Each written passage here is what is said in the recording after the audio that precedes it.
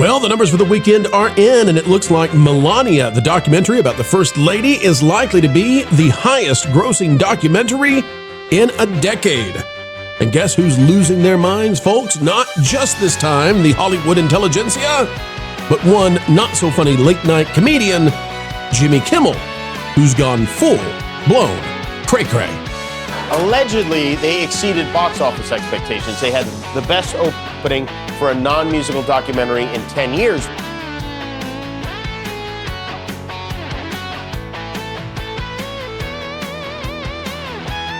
Hello, ladies and gentlemen. Welcome back to another fun-filled day right here. Happy Super Bowl Sunday, everybody.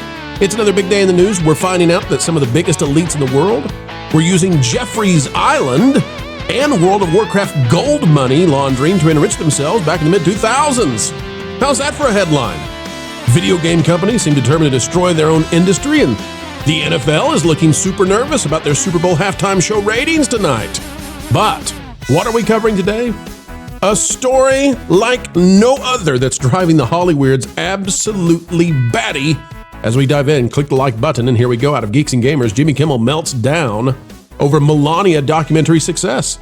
Questions ticket sales and audience review scores. Oh no, says Jimmy Kimmel, they're review bombing. I bet it's those Last Jedi Russian troll bot farms, eh? Yes, we are done trying to destroy Last Jedi. Now we will help out Melania. Here's what Jimmy Kimmel is up to, and I'll play the video. Hang tight, folks. Late night host Jimmy Kimmel is once again drawing headlines, but this time not for a political jab aimed directly at President Trump. Instead, the ABC comedian has set his sights on the First Lady. He's going after women now.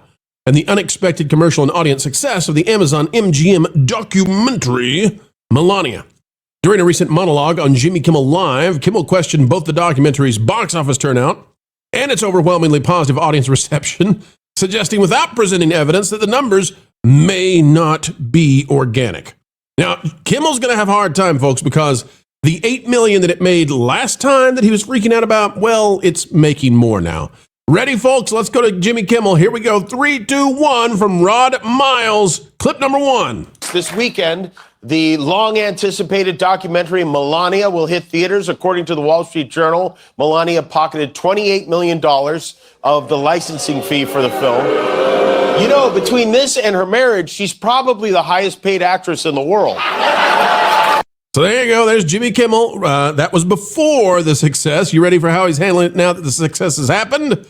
For that one, folks, we go to Unlimited L's Jimmy Kimmel. That's perfect. Unlimited L's. Here's Jimmy Kimmel after the success of the box office. Speaking of rigged outcomes, the Melania documentary. Now, rigged outcomes. Come on. Allegedly, they exceeded box office expectations. They had the best opening for a non-musical documentary in 10 years, which I think is a fancy way of saying it only lost tens of millions of dollars. It's not going to lose money. And by the way, Kimmel is right. It did open the highest documentary in a decade. But what's going to drive Kimmel even more mad? It's likely now to be the highest grossing documentary flat out of the decade. 10 years, nothing else making more than this one. We'll go through those numbers in just a minute. A lot of people, myself included, have been wondering how this movie managed to sell $7 million worth of tickets last weekend when almost every theater seemed to be empty leading up to the release. It's a conspiracy, ladies and gentlemen. It's a conspiracy. Somebody call Congress. Well, there are reports now suggesting that those beautiful box office numbers may have been boosted by bulk ticket purchases that were handed out to people for free. Uh-huh. Sure. Conspiracy. Folks, the math here is very easy. If half the country or more voted for President Trump, and even if 10% of the half are interested in Melania because they like the First Lady and they go watch the movie, the numbers add up. This is not some kind of giant leap of faith. This is Jimmy Kimmel being a man who just can't handle taking the L. And if you don't believe this is the kind of thing they would do, you may be forgetting that back in 2019, the Republican National Committee bought $100,000 worth of Don Jr.'s book to put in swag bags to make it a New York Times bestseller. Don Jr.'s book debuted #1 on the New York Times bestseller list, despite the fact that no one has ever read it. Ladies and gentlemen, the New York Times bestseller list is not determined by how many books you sell. Just let that sit in for a minute. I know, you might think that. And Jimmy Kimmel does too. He needs to get better writers. He needs to get better researchers. He needs to get his wife off of his executive producer team. Narcissism and nepotism do not go well together.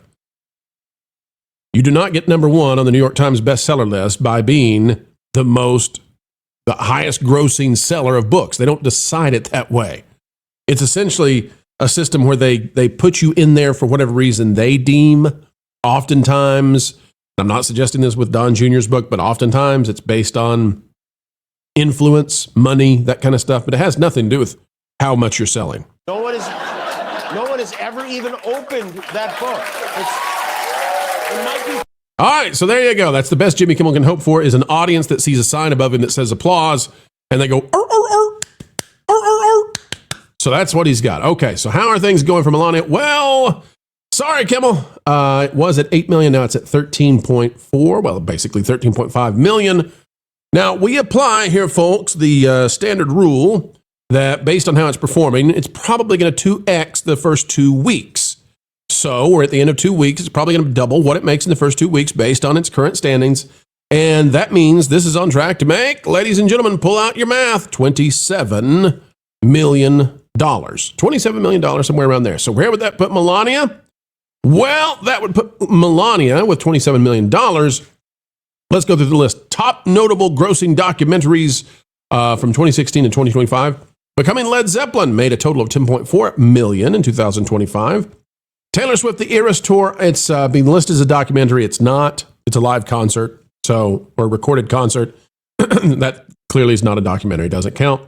2018, Won't You Be My Neighbor? That is a documentary. It's a great documentary. Highly recommend you go watch it about Fred Rogers. Mr. Rogers. It made $22.8 million. Melania likely to surpass it. China. Amazing China. $72.5 million. We don't typically put Chinese propaganda in as a documentary. You can if you want to. If you want to put that one above it, that's up to you folks. It's hard to track those sales. We don't, you know how that is, right? You get it. So if you want to count that, Melania will be number 2 of the decade. If you want to count, if you don't want to count it, if you say, well, wait a minute, who all's going to see China, Amazing China? 22 from 2017 made 25.7, and 2016 A Beautiful Planet 25.5 million. Melania will have to do better than 22 and A Beautiful Planet. It will be close, I believe. I think it's going to be a tough pull for Melania. Can she do it? I don't know, but I think she will. Based on the current trending, she'll probably get to the $26-27 million mark. And if that happens, in my estimation, Melania becomes the number 1 documentary of the decade. How is Jimmy Kimmel going to handle that if it's the number 1 documentary of the decade? Well, and I know how he'll handle it. Probably won't talk about it. Or if he does, he'll claim it's Russian bots. You see, folks, it's always the Russian bots. It's always the collusion out there.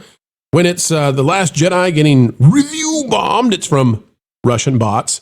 And when it's Melania doing well at the box office, it's the Russian bots again. But the truth is, real people are buying these tickets. They really did get bought. People are going to see the movie. They're reviewing it well. The critics have never been so exposed as now. What's the IMDb score? What is it, like a 4% from critics? What's the Rotten Tomatoes? Terrible. And yet audiences, they don't care. Why does Jimmy Kimmel hate this so? Why do the critics hate this so? Now, I'm not talking about the movie. I'm talking about the response.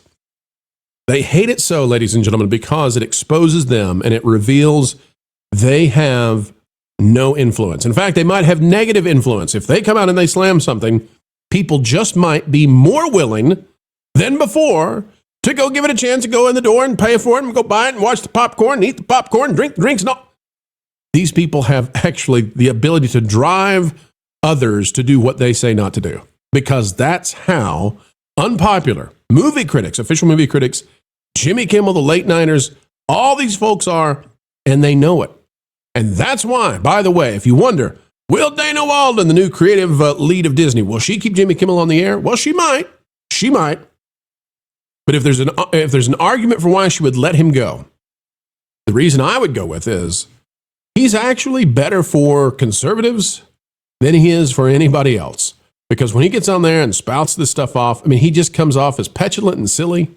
And the same thing for the whole industry that's been built around propagandizing what you should go see and what you should not go see. It's a bunch of ninny nannies, and you're not listening to them anymore. That's the story, folks. That is the Sunday good news, I believe. And you don't have to be political about that to think it's great news that people are going to go see what they want to go see. They don't care what Jimmy Kimmel says. They don't care what the critics say. They're going to go see what they want to see. Go you, America. Go you. Do I have a Super Bowl pick for tonight? Of course I don't have a Super Bowl pick for tonight because I like all of you. And half of you want one team to win and half want the other. So ladies and gentlemen, Pro will stay out of that. But I will let you know I'll be paying close attention this evening to the Super Bowl ads and the ratings, the halftime show, and all of that. And you know we're going to cover it. You know we are. Bad Bunny, probably neutered by the NFL. And they're trying to quell a big-time disincline from their advertisers to continue doing business with the NFL unless things change. Jay-Z, you might be done picking out those halftime shows. Folks, it's your turn now. Get on down there and click that like button. Drop a comment down below. Let us know your thoughts. If you've not yet subscribed to the channel, we're working hard for you. And if you're saying to yourself, well, what do I get out of this? What do I get for subscribing? Well, did you know that Melania is likely to be the top documentary of the decade? Did you know that? Did you know that Jimmy Kimmel is furious about that? Did you know it? Well, now you do, folks. And that's what we're doing every day, is bringing the stats you need to know before the drive-bys even get a whiff, a sniff of what it is they're going to be saying in the days to come. But we here, along with you, write tomorrow's headlines for them.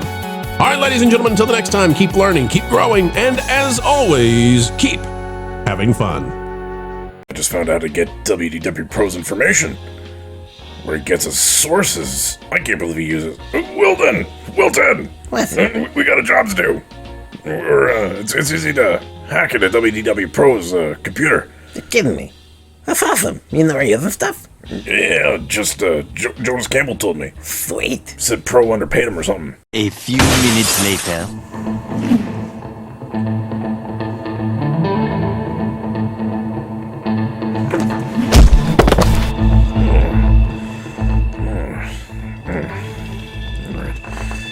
There. Oh, awesome. Whatever. All I gotta do is hack into this thing. It's gonna be so easy. Yeah, this isn't All a right, hack. grab this picture over here. Leave it to me.